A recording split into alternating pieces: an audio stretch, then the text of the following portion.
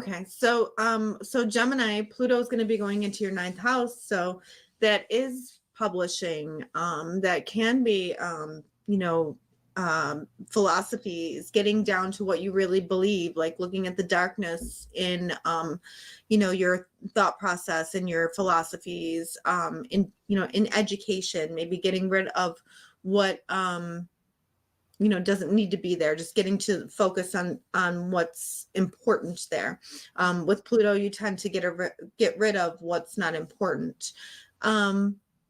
We also have the Mercury retrogrades, and of course Gemini is always more hit by Mercury retrograde because they are ruled by Mercury.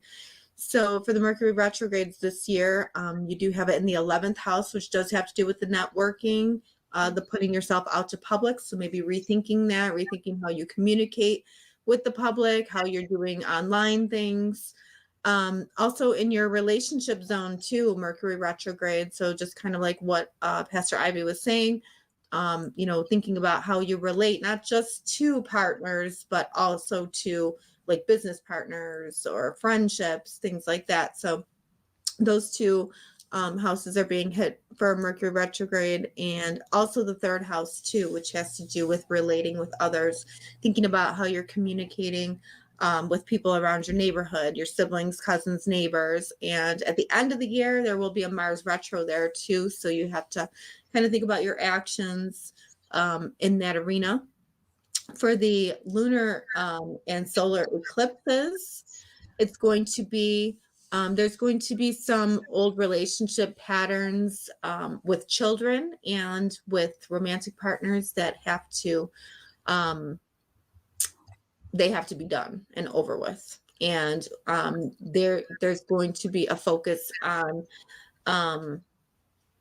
more status, your status and how you are seen, perhaps, or how you are respected, and for yourself.